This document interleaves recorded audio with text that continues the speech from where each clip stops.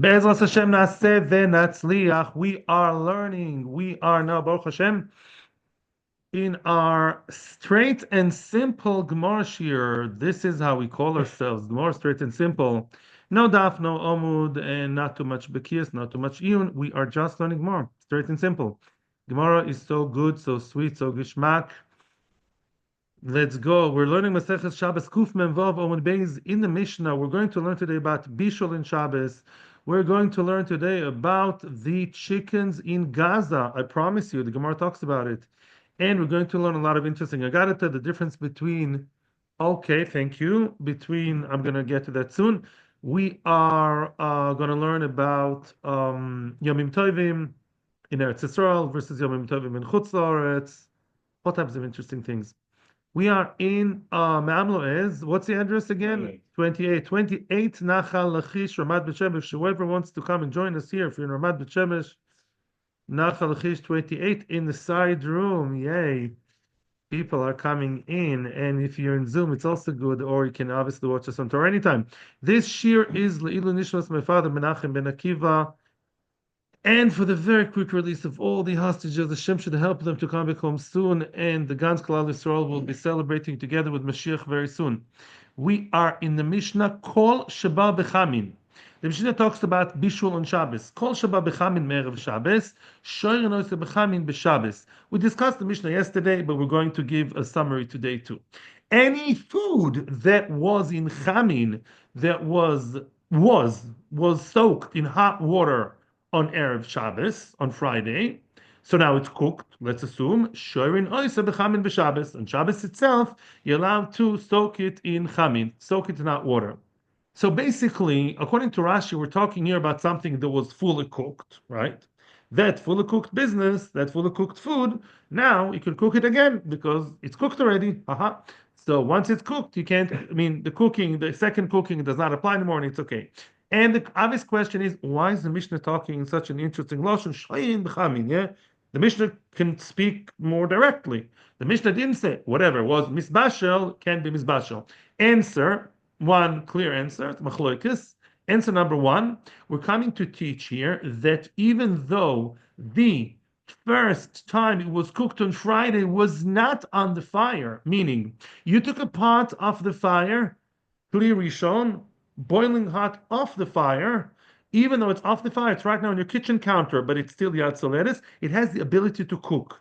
Yeah? And therefore, if something was there on a kli rishon, it's considered as cooked. Also, lekula, and now on Shabbos, you're allowed to soak it again in the same, in kli rishon off the fire as well.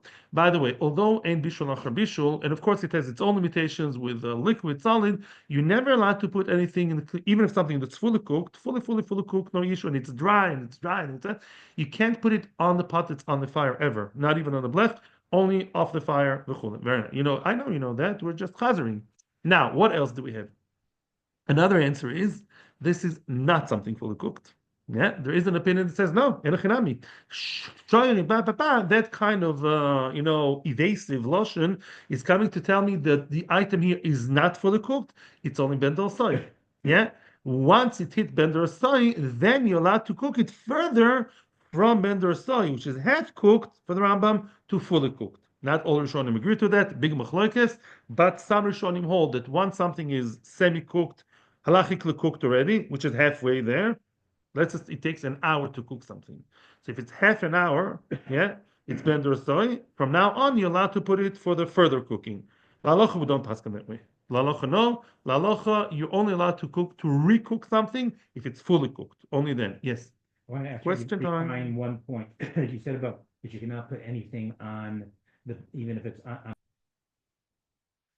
Let's continue. Basically, there was a very good question. Yeah, we're going to discuss these topics later. Now, you spoke about liquids and solids, so that's true. There is another Gemara in Daf Lamed Daled Amud Aleph where it's clearly mashma that there is an issue of bishul achar bishul. So it's a steer between the Gemaras, and the famous answer is depends if the item is liquid or solid. An item which, let's say, something was chicken that was cooked and now it's cold.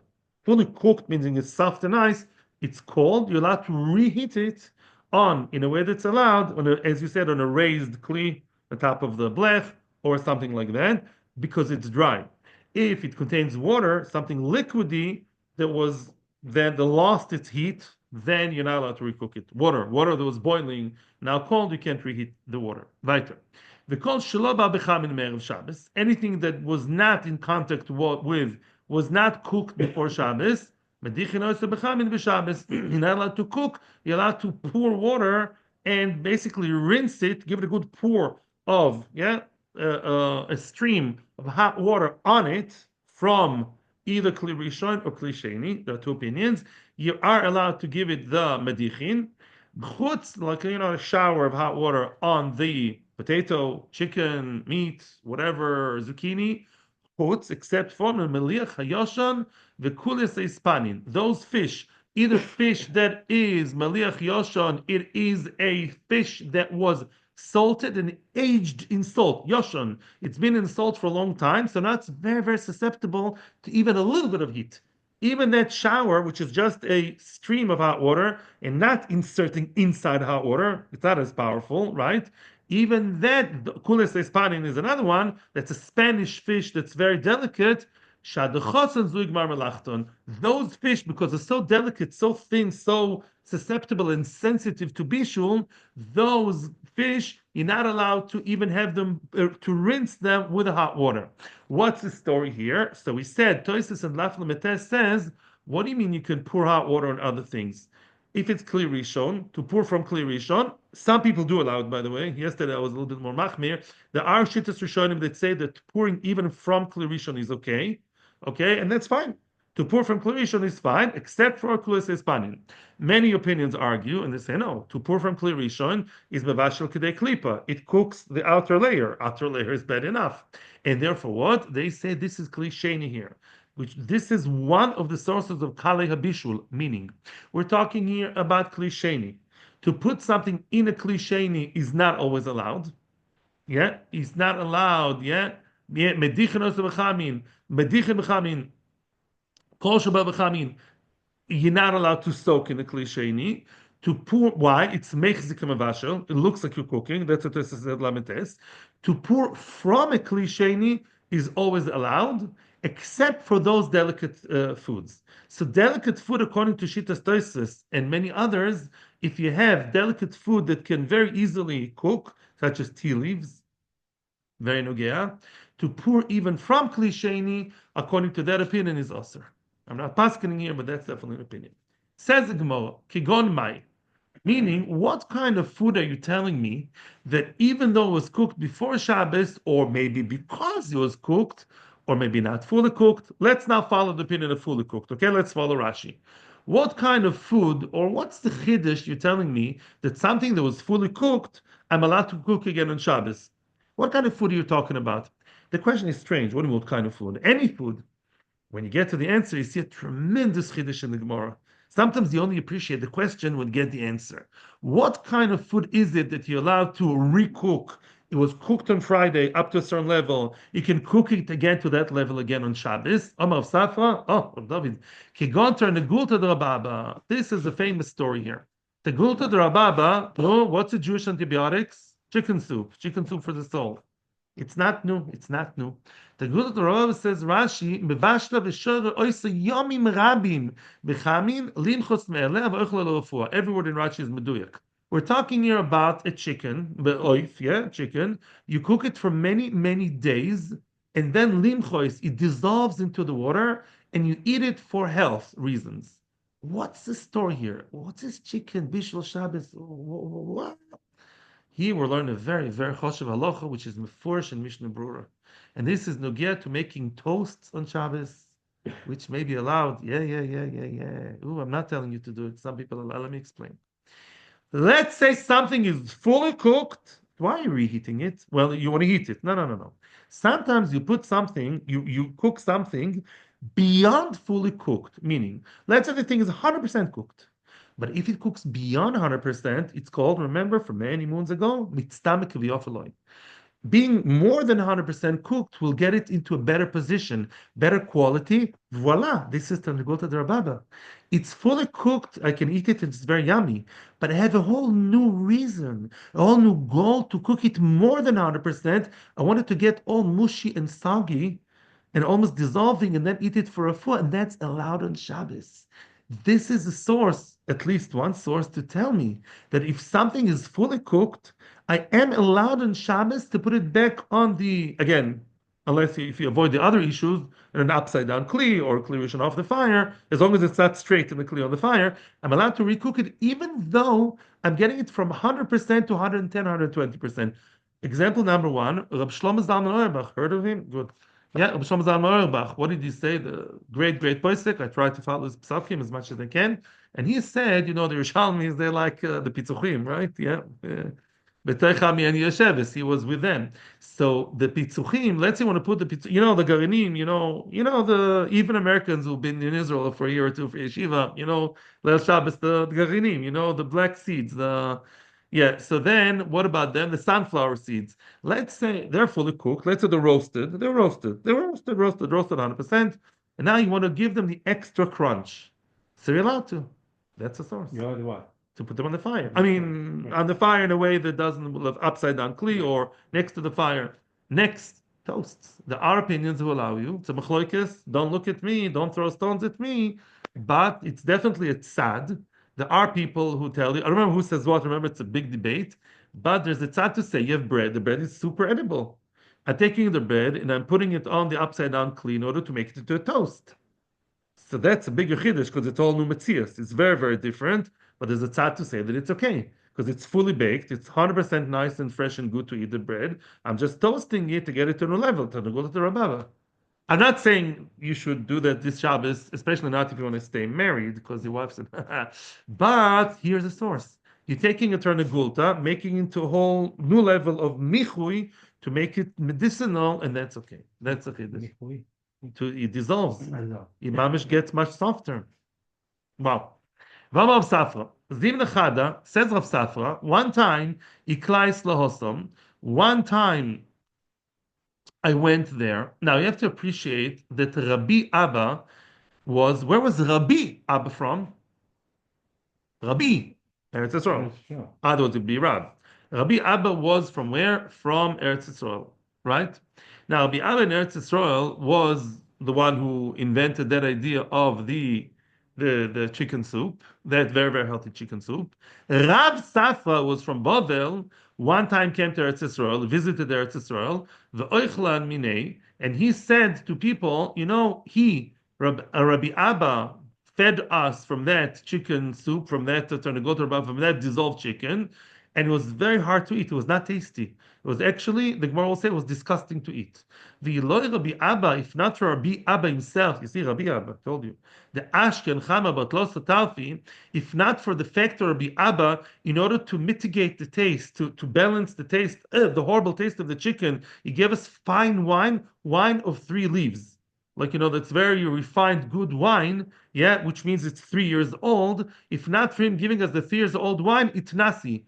It would be so disgusting for me. Yeah, at nasi, I would have thrown up, excuse me. I would have vomited.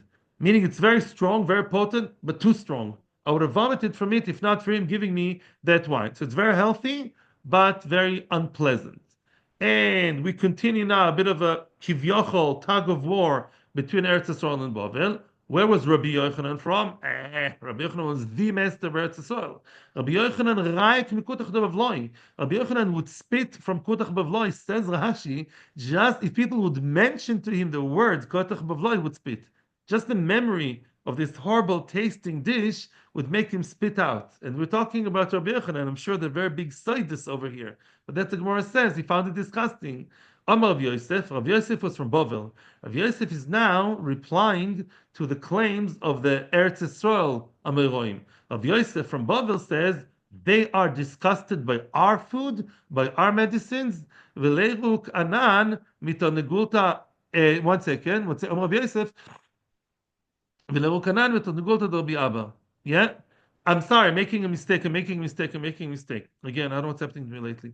Rabbi Yochanan rak mikutach de bavloi. Sorry. Rabbi Yochanan from Eretz Israel, right? Rabbi Yochanan from Eretz Israel. By the mentioning of the word kutach bavloi, that would make him spit, not the chicken. Sorry. Kutach bavloi is something else. Kutach bavloi is a dish that was made out of milk, that was got very old milk, and also some chometz, crumbs, and very old milk that becomes cheese. Why would people eat it? Because it would conserve and stay for a long time. If you go on a journey and you want something that would stay for a long time, and in times of the Gemara, the freezers didn't work so well. So kutach de bavloi with something that would be convenient to eat, and they would eat it for a long time. But I guess it didn't smell right. It was already old. It was always old. Yeah. So Rabbi Yochanan is replying to who? To those people from right from Bavel who are saying they're disgusting, but the Israeli what dish of the chicken of the go to the Rabbi Yochanan says we spit from kutach bavloi. We also don't like your food. We don't like your medicine. Yeah, of kutach bavloi. I'm not sure it's medicine, but it was also food which we don't like. Amar Rav Yosef. Now comes the answer back from Bavel. Rad Yosef's Bavel. Amar Rav Yosef v'liru kanan to go to the Rabbi. We would spit from the mention of to go to the Rabbi. You don't like our food. We don't like your food either. V'odamar Rav Gaza. Rav Gaza is another Rav. It's not the Gaza I meant before. Chas v'shalom. It's the name of a Rav. I never saw that before. Says Rav Gaza. Zim nechada. This is not coming to prove Terniguta Rabab is not so bad. Says Rav Gaza. Where was the Rav Gaza from? Bavel. Says Rav Gaza. Zim nechada eklis losam. One time I went there to Eretz Israel. The adis kustach de bavloi.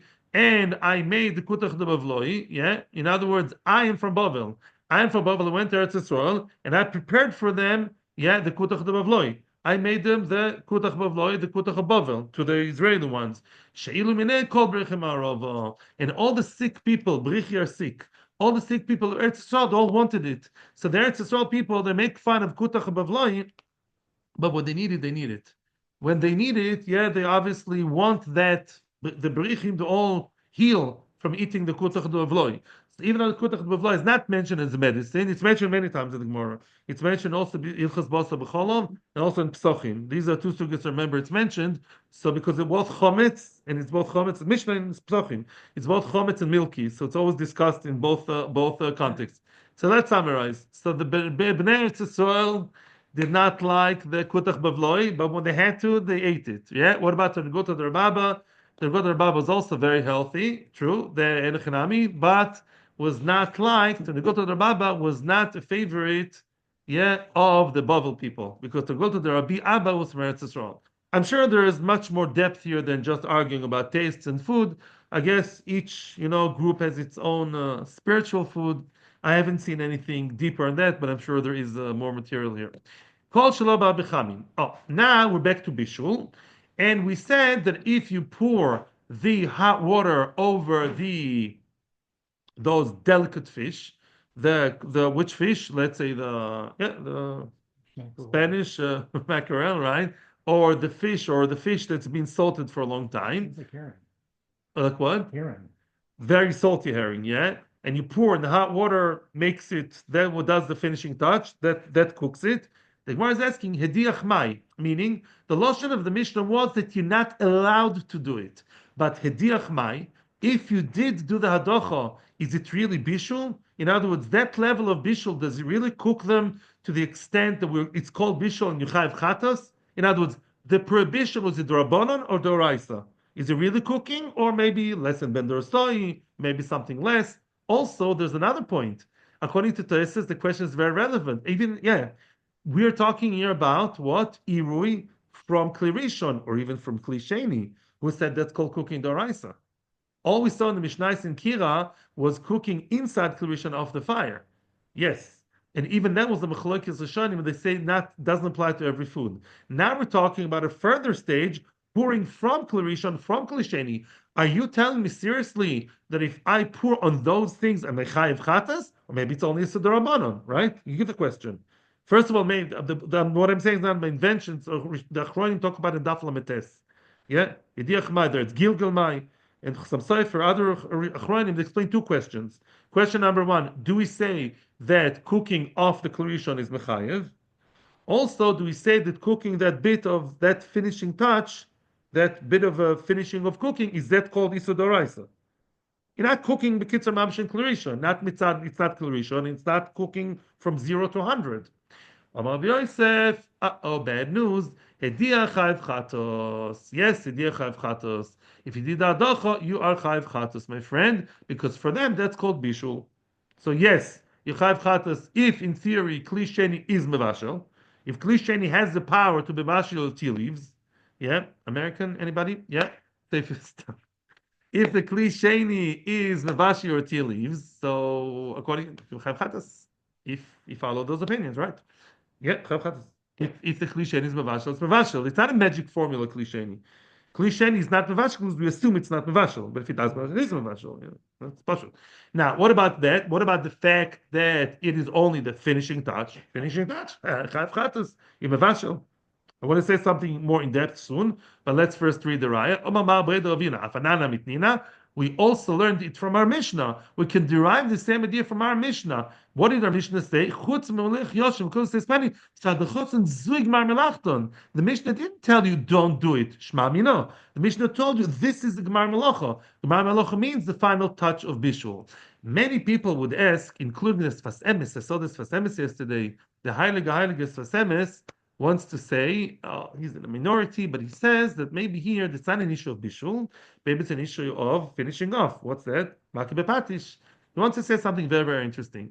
There is a yesoid in the Meir Daf Kuf Dalad Amud Beis in the bottom of the page. The Meiri says over there, a very, very big yesoid. I just, Baruch Hashem, wrote a whole shtickle about it. Baruch Hashem, Mechavus and I went to the sugya for like 2 weeks, and the Meiri says, Maki bepatish doesn't mean to get to the finishing stage, to the final stage. It means the product is already finished, but is missing something. So, in other words, here one, yeah. In other words, you have a whole Sefer Torah, and something is missing or extra, and you're erasing it.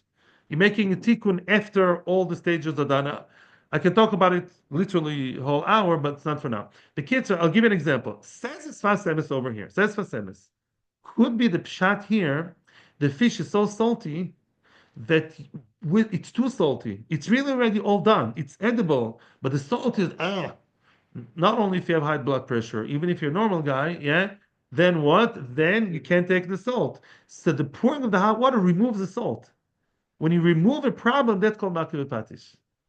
Yeah, yeah. Like we saw in the Gemara Daf Ayin with base. The Gemara says if somebody has a beautiful, nice garment, but it has all kinds of fleece and what's we call it these things, which were woven into the fabric while weaving, and you remove them, that's makir patish. You remove an issue. 1 second. I'll be this soon. Therefore, says as fasemes, it's not bishul maybe, but it's istake. What? Maybe klisheni is not bishul, but l'mais it's makir patish. Bir alocha, bir alocha, bir alocha. I'm a regular Litvish mainstream guy, and the bir alocha says no. He brings down those opinions. He doesn't bring fasemes, but he brings down opinions. But he says no. He says makir patish does not apply to food. And that seems to be his clear maskana. It's not makir patish. So what's the problem? Simple. Bishul. That bit of that extra heat that he needed from the water, that gets it to be 100% cooked, and it's visual. That's a problem. Yes, I'm with you with the question. You answered the question. These market pash doesn't apply to food. Fine. I was going to say whether it matters hot or cold water because that would be the Very nice. That's another question. Oh, according to the Sfasemis, the question is, what would be if you pour it with cold water and remove the salt? Maybe he thinks the dafka hot water remove the salt better. Maybe that's why, but it's a good point. Weiter. I got at a time from now till the end of the page / end of shiur. I got it. Yosef Rabbi Chia bar Abba, the Rabbi Asi. We are now clearly in Eretz Israel. Rabbi Chia bar Abba, the Rabbi Asi. They were sitting kamei de Rabbi Yochanan, right? They were sitting in front of Rabbi Yochanan being greater than them. What's kamei? They were facing him like Rav and Talmidim. The Yosef Rabbi Yochanan kamenamnim. Rabbi Yochanan, as of himself, he was what's menamnim, not asleep completely, he was dozing off. On and off. In modern Hebrew too. Lenamnem is like to doze off, to have a bit of a shlof, a little bit, not much. Now started conversation between the two younger Amoraim. Rabbi Chia bar Abba, told Rabbi Asi, asking a question to Rabbi Asi. Why is it that the oifus in Bavel, the chicken, wherever, the fowl in general, the chicken, the birds, the doves, Why are they fatter more than the ones in Eretz Israel? Yeah, in other words, there must be a reason. The Amoraim were not stam curious. They always understood there's a spiritual reason behind everything, as we're going to see later. With all respect to science, it's over nice, science schmeins, but there's always a deeper dimension. We know that. So now, why is it the oifis in Bavel are fat? Omerlei, so he told him, Klach lamidbar Aza, go to the desert of Gaza. Have you heard of a place called Gaza? Everybody in the world knows about Gaza, right? Go to Midbar Aza, and Rashi says Aza Eretz Israel. He says Aza is part of Eretz Israel. That's interesting. Yeah. Klach Midbar Aza, ve'arecha, and I'll show you Shmeini mehem. I'll show you that in Aza they're even fatter than them. So you see that certain parts in Eretz Israel are really what? You have fatter chicken. You know the ones in Bavel. In our area in Eretz Israel, we have fatter ones. Eventually, we're going to come with another answer. The Marsha does, I think it's a Marsha, if I'm not mistaken, says that Az is questionable because Azza belonged to Plishtim Lamaisa. In other words, halachically, it belongs to Eretz Israel, not Azek Shemachloikis. You should know. The ones who always resided there were Machshim of the Plishtim. Something's never changed. In other words, Azza was always inhabited by garbage people. Is that nice to sound, right? Yeah, I think so. About them, you can say. So then, right? Okay. What? It's a compliment to call them garbage people to those who live in Gaza today. That's a nice compliment. I'm so left wing. I'm so yeah, California.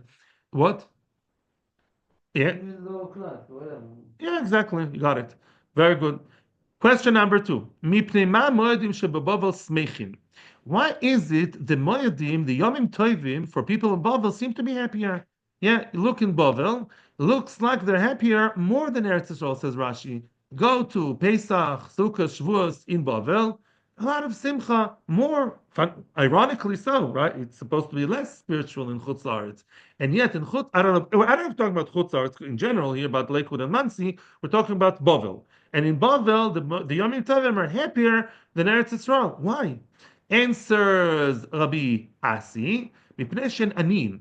Because Dafka, the one in Bavel, were poorer than Eretz Yisrael, so because they were poor all year round, and Mimela, Rashi says, all year round they don't have simcha, right? They work so hard, like poor people. They don't have something nice to eat and drink. So for them, Yom Tov is more of a special thing. In Eretz Yisrael, they're rich, they work not as much, and they're richer. Mimela, their Yom Tov is like not such a big deal, not such a big difference. 2 days ago they also had a 7-course dinner, and also we're sitting on a nice couch. Yeah, so for them it's not so significant. But the ones in Bonneville that are poor, as we all know, when you get something in small measures, it's more appreciated. Question number 3. Why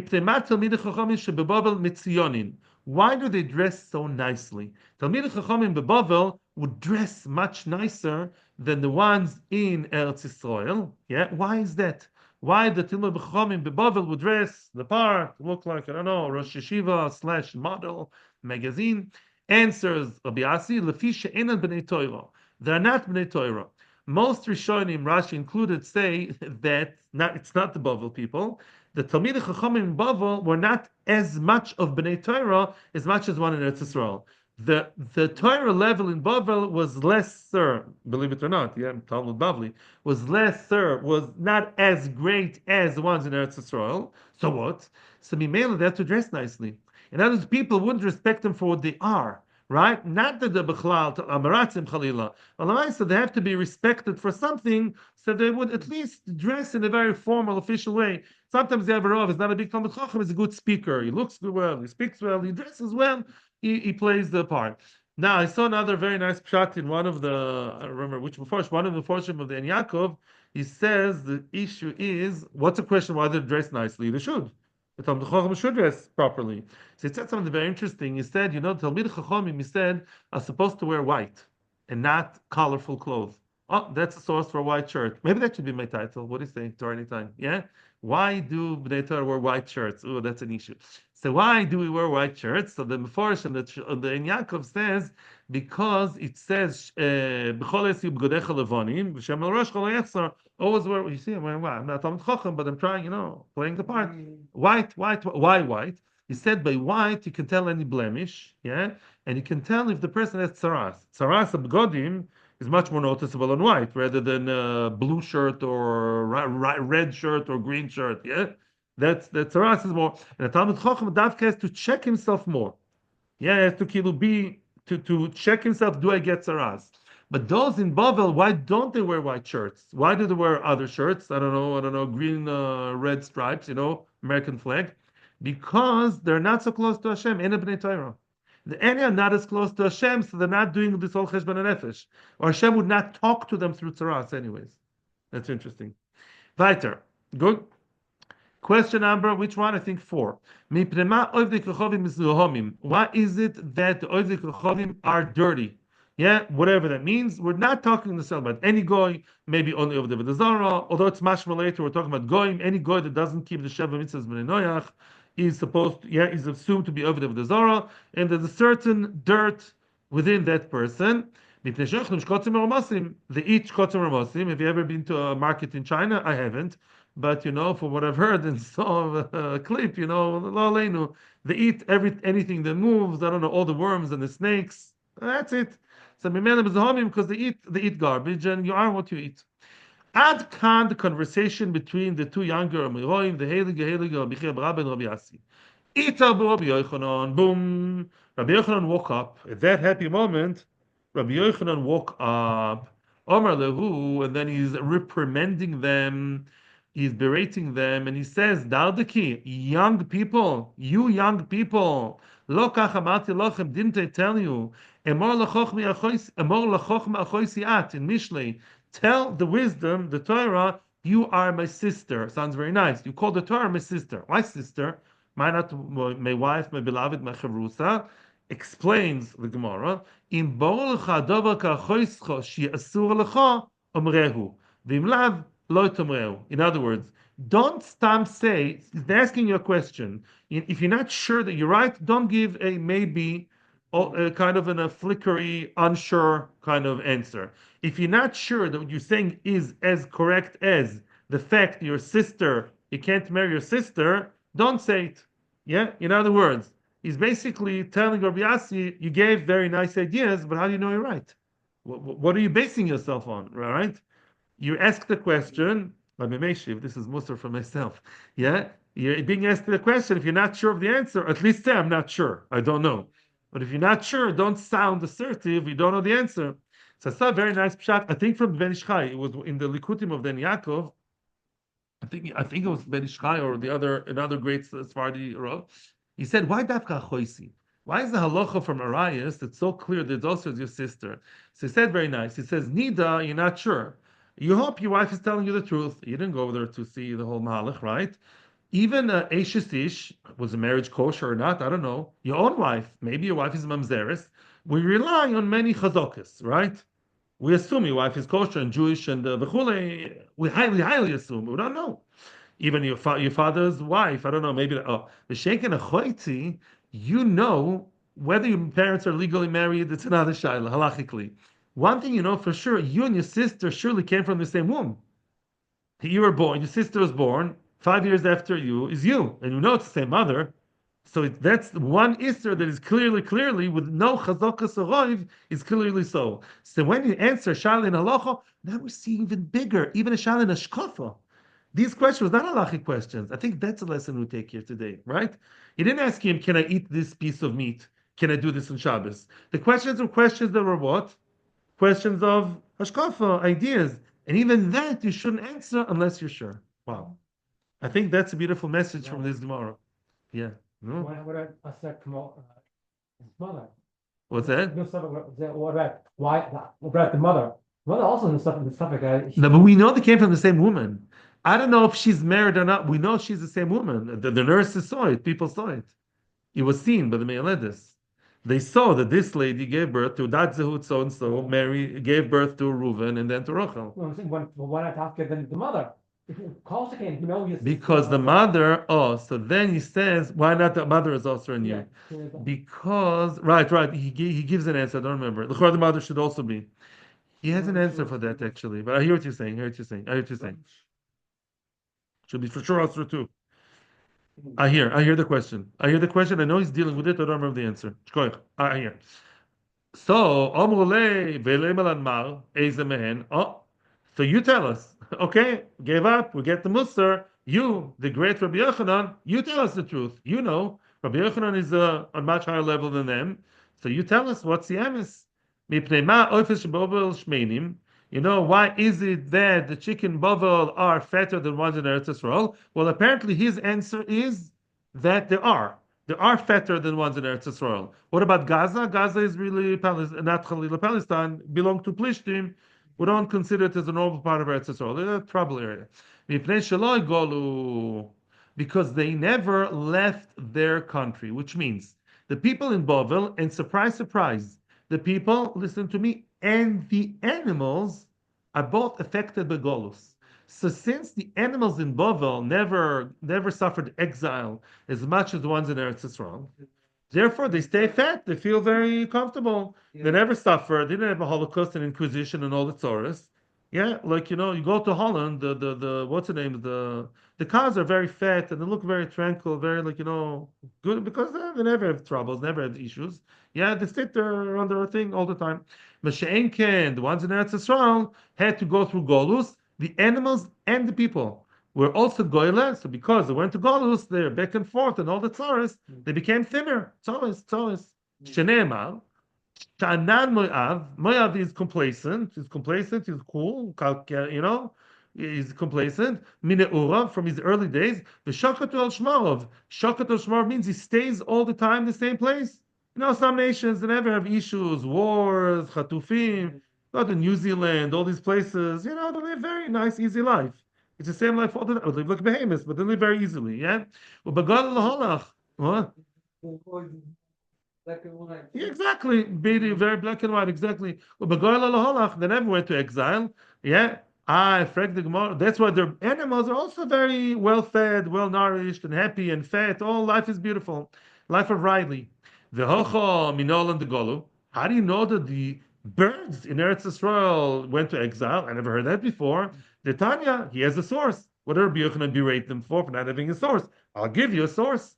The Tanya, Rabbi Yehuda Omer, Nun Beis Shana La'over Ish Beyehuda. For 52 years, no one inhabited Yehuda. Nobody lived in Yehuda, in the land of Yehuda, for 52 years. By the way, why 52? Because everybody knows, every child knows that how long was the first Golus of Bavel? 70 years. Well, apparently not. 70 years was the most people came to Eretz Yisrael. I mean, not most. Those who came back to Eretz Yisrael came after 70 years. However, there was a group that came 18 years before that to establish Bais Sheni. So 70 minus 18 apparently is 52. That's what the Gemara is Mechadish here to me. So 52. So after 52 years, there was a trickle, a little bit of aliyah from Bavel to Eretz Yisrael. Sheneemar, how do you know 52 years? What's the source in the Torah? Alehorim eisa b'chi v'nehi v'chulei me'ofer shemayim ve'ad behema, from the birds of the sky. The ad behema nodadu holchu. Wow. The behema, the animals, and before it says mikne, all types of animals, and they also went to exile with the people. Wow. They followed the people from Eretz Yisrael to Bavel. Now, behema b'gematria chamishin v'tartin havu. That's an extra added bonus from the pasuk. The word behema is 52, and that tells us that for 52 years there was nobody in Eretz Yisrael. After 52 years, some animal came back. Amar Yaakov, Amar Yochanan. Now you're going to see the connection to our Gemara. Kulan chazru chutz mikulas espanin.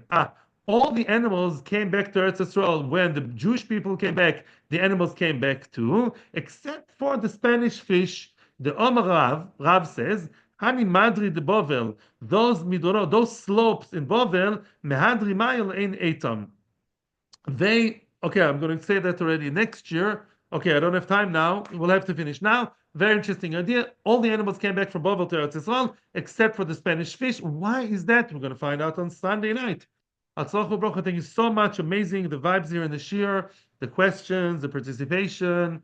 Thank you to everybody on Torah Anytime, to everybody in Zoom, everybody home, and everybody here. Shkoyach, when me'am lo ez, lachish 28. Atzlachu Baruch, thank you. Good Shabbos, everybody. Have a peaceful